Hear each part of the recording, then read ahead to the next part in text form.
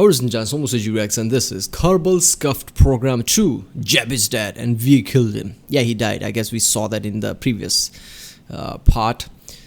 Welcome back. Today we are playing KSP once again. In this installment, our Kerbals journey beyond the confines of Kerbin's gravity to the great beyond Duna. Many more Kerbals were harmed in the making of this video. So the Kerbals are those characters, I guess. The Jab and everybody, huh?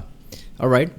Yeah, I saw the first one and it was, let's just say it's just awesome. The whole episode is awesome. It's like best Martin video there can be. It's where Martin should be. After watching Factorial different videos from Martin, this feels like such a Martin video. I don't know how else to say this. Martin is different from Seth. Different from Maxer, right? And he's really great at what he does. And this is just right up his alley. So let's watch it. And I love space, anything space related. And apparently somebody told me that he has a physics degree.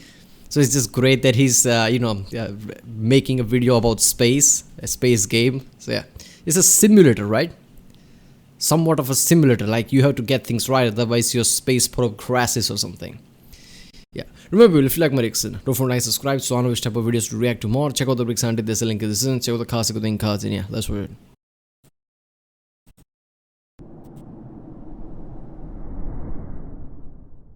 Hello again, Bill here.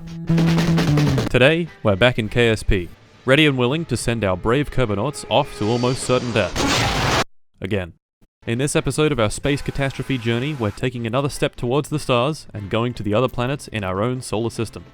Hey there. In case you forgot, our glorious, patriotic, and ethically dubious space program has one goal. Reach another star system, land on its exoplanet, plant a flag, and return. Great sacrifices have been made. Alright, this hangar has to be extremely big if a rocket takes that much time to just hit it after saying it. So I don't know how much of a simulator this game is, right? I mean, this has to be really enormous for it to look this closer, right? This one. Look at that. Ethically dubious it's like you're watching in slow motion. Apparently, maybe you are, I don't know. But look at that, this is ridiculous. Has one goal. Reach another star system, land on its exoplanet, plant a flag, and return. Great sacrifices have been made in this pursuit, and a great many more will surely come. So what happened in the last episode? Well, we flew our first mission, almost got to orbit, actually got to orbit, told Kevin off for being a terrible student. Yeah, you heard me. Went on a boring trip around the moon, and then did a solid moon landing. Nice. Oh yeah, and Jeb died. Rest in peace. It's okay though, because we have a replacement pilot, Valentina Kermit. Like the video if you think Valentina will live out a long and illustrious career in the Bean space program. To achieve our ambitious goals, we've loaded the game up with mods, creating a buggy, unstable, and feature-packed mess of a game. In this video, we're going to go and create some surface bases on the planets in our solar system. We'll sprinkle a couple on Duna and Eve, maybe some around the local gas giant Jewel, and finally, one on the furthest out planet, Elu. So what have we done since the last video? Well, a few things, all within the Kerbin system. We sent Valentina to Kerbin's other moon, Minmus, we went to the moon a couple more times, and we also, maybe, could have, possibly, killed all the remaining Kerbals. That didn't take long. Valentina died in a tragic time acceleration accident while trying to get back into her capsule on the moon. Bob also died in a tragic time acceleration accident while trying to land on the moon. Oh! My fuck! And Bill died after taking this terrible affront to God for a high-speed test drive. Oh. So no more Jeb, Val, Bob, or Bill. Rest in peace. Instead, we have recruited Urk and Elza Kerman. They've so far flown a few missions each, and not died in the process. Yet. Anyway, let us continue. Okay.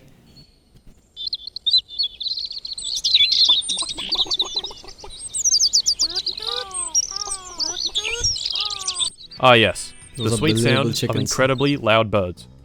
We're starting our interplanetary exploration with the easiest planet to visit, Duna, which is the Kerbal equivalent of Mars. Yeah. Our first Duna. mission will place an unmanned probe in orbit. This probe will map out the surface and establish a site for future missions to land and perhaps even colonize. For this mission, we have created the most powerful rocket ever built, for like the 7th time. Its name Joe Bidome. It has 2 big solid boosters, a powerful core stage, and a very efficient upper stage. Now let's get this lad into orbit.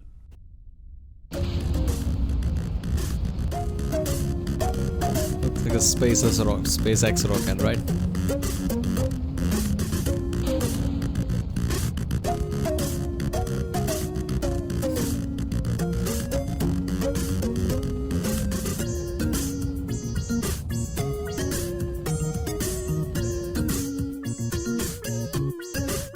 Come on, let's get the slingshot effect. Very nice. We're left with precisely 6,262 meters per second of delta V. Oi sir, what's delta V? Fucking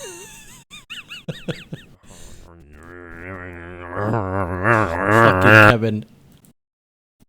Speed. Quite simple. It's how fast you're moving. For example, 4 meters per second. Or, for my American viewers, 2.77 Barrett M82 A1s per second. Velocity. It represents speed, but with direction. So we've reached a point where Americans don't even use imperial system, right? Miles? No, none of the miles and shit. It's the guns. Guns is the new measurement. Direction. 4 meters per second to the right. In physics and in maths, the capital delta from the Greek alphabet refers to a change in something. So, delta V would be a change in velocity. For example, we're traveling forwards in a straight line at 100 meters per second. If we point our craft forward, how fast would you expect we go after burning all of our fuel? 200. Well, since we have a... Kevin? Be quiet. Well, since we have 150 meters per second of delta V, we'd expect to be going around 250 meters per second. And sure enough, we do. If we face backwards and do the same experiment, we go 50 meters per second in the opposite direction. Nice. So why is this useful? Well, it basically measures how far our craft can go. Remember, our craft is being pulled by gravity. Yeah. In order to escape its influence, we need to go fast. In order to go fast, we need to change our velocity, and thus, we need delta V. People have made these nice looking maps that give a rough estimate of how much you need to go anywhere in the solar system. As we can see, to get to Duna, we need to escape Kerbin's gravity and then extend our orbit to intersect Duna's. According to the map, this will take us around 1,000 meters per second. Anyway, let's go to Duna.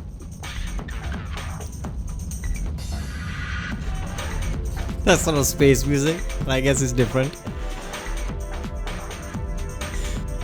The spacecraft named Joe Bidome is about right.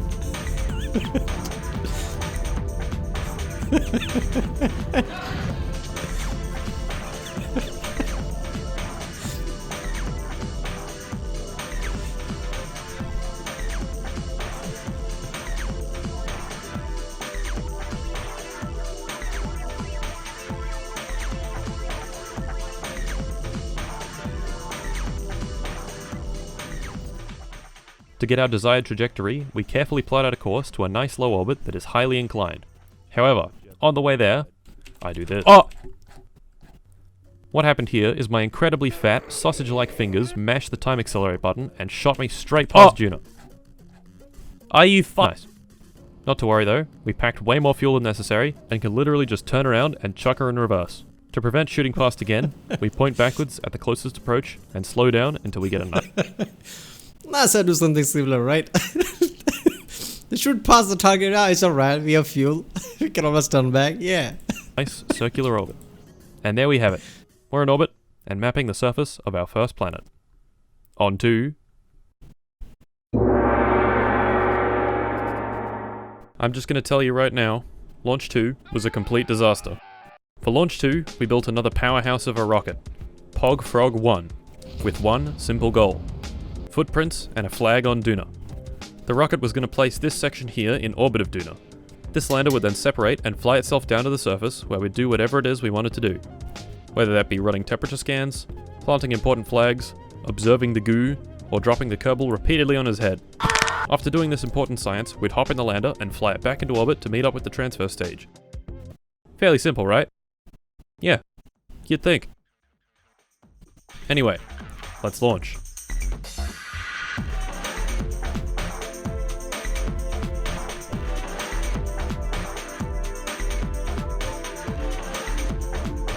Okay. It was here in low Kerbin orbit that I realized my first mistake. Luckily, it was fairly inconsequential. Instead of a scientist, the game had placed an engineer into the rocket, meaning we had to launch a quick ship to swap out the Kerbals. After this, we transferred to Duna.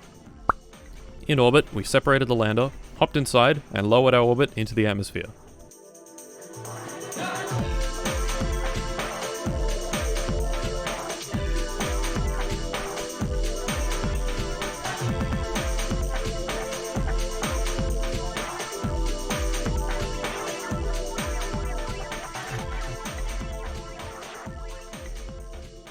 And there we have it. Urk hopped out and planted our first interplanetary flag. He named this incredible site Monkey Planet Now Claimed, and inscribed the plaque with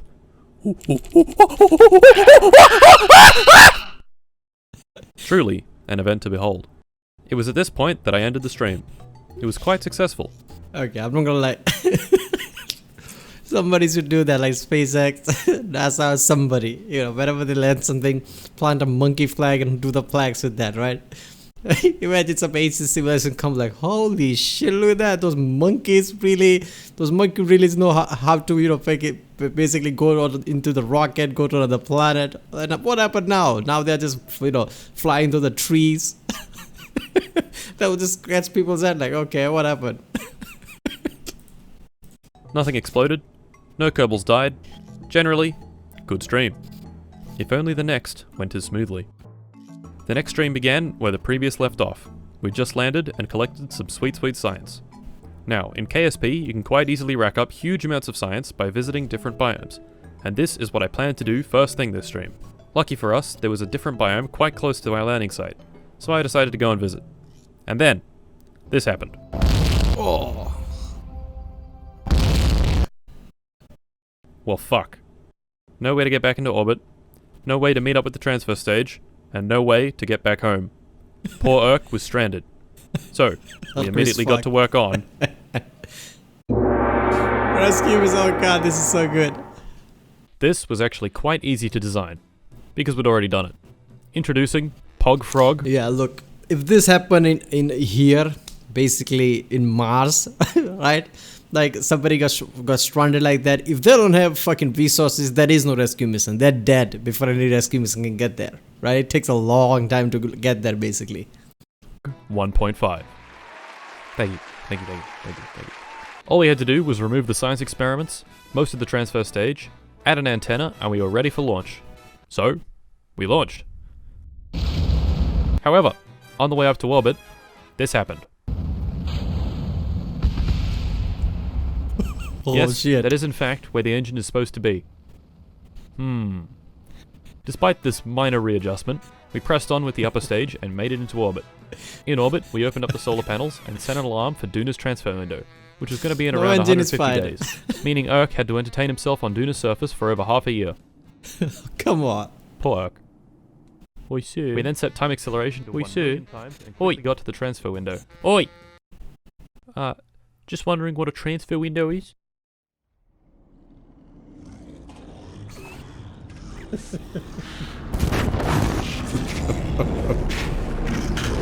Nah, that's it. I've had enough.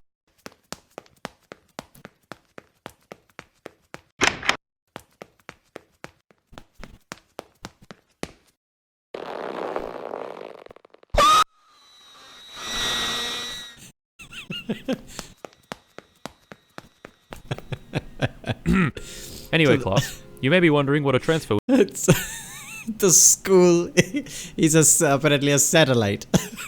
window is. Oh yeah, that's what I wanted to know. Today, we're learning some more basic orbital mechanics.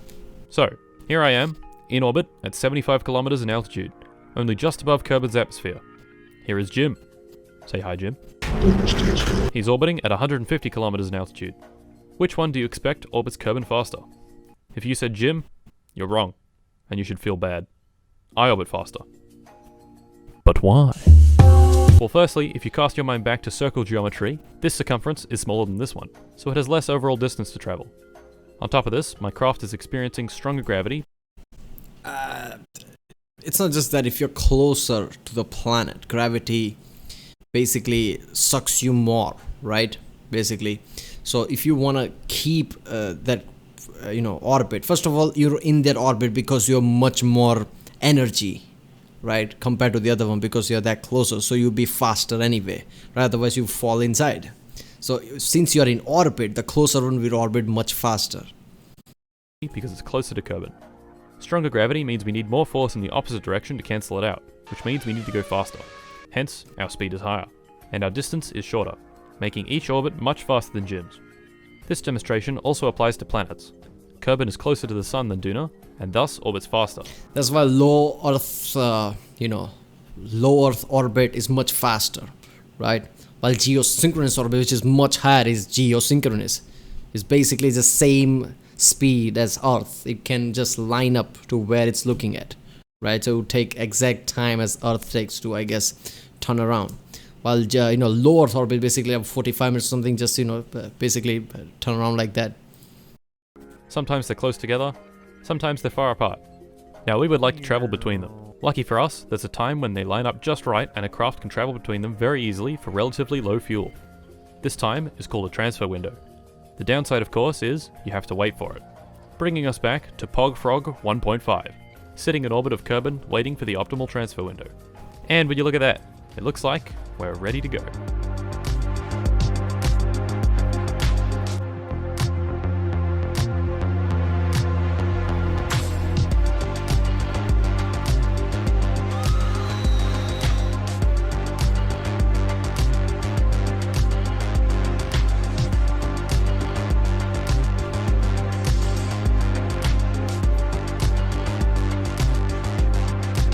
Yeah, that's why there is only some time in a whole calendar year where you can launch a Mars mission. You have to get that shit right. If you make a mistake, there you go, time period is gone.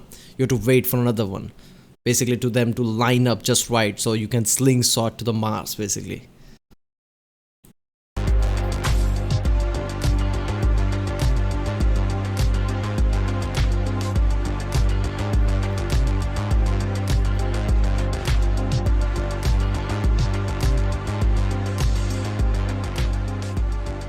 I landed. Now, we have a slight problem. Our lander is quite low on fuel, and our Kerbal is about 19 kilometers away. Quite close to a half marathon distance. So, we better start waddling.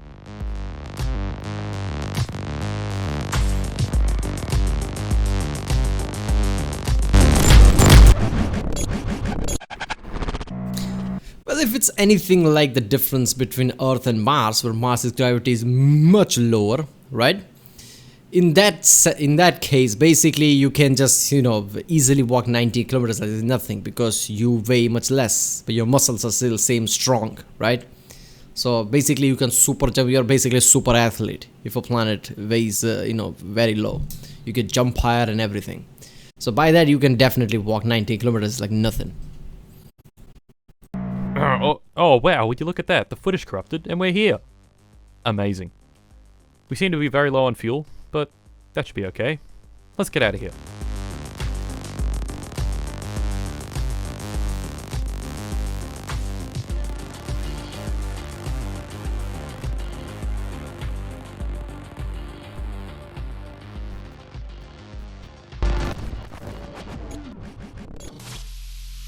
Oh, what the fuck? Hold on, let me fix that.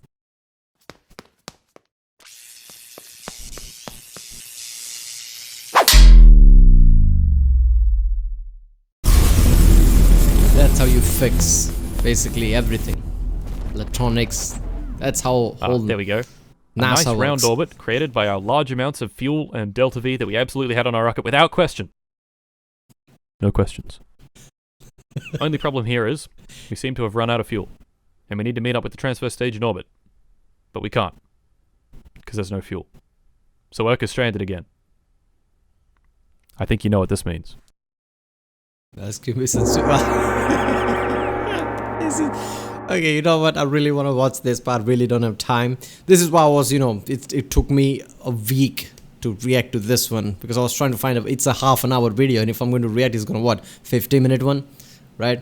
So I was trying to find a time, but I'm like, fuck it. If I don't have time, I'll just make it in parts. I'll do that sometime. So yeah, this is part 1. I guess I'll do the part 2 tomorrow.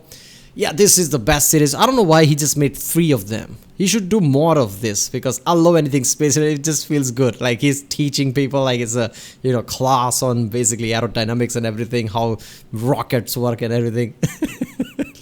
This is awesome. Alright people, if you liked my reaction, don't forget to like and subscribe, so that way I'll know which type of videos to react to more, which channels to react to more. Comment down if you want to react to any specific video from some channel. Check out the link in the description, which has all my videos. Just search any video that you want to see reaction that I already did with CG reaction. In the end, you'll find out there are way too many videos in my channel, right? But I used to list all of playlists, but it's hard to create playlists for everything. So yeah, I'll see you next time.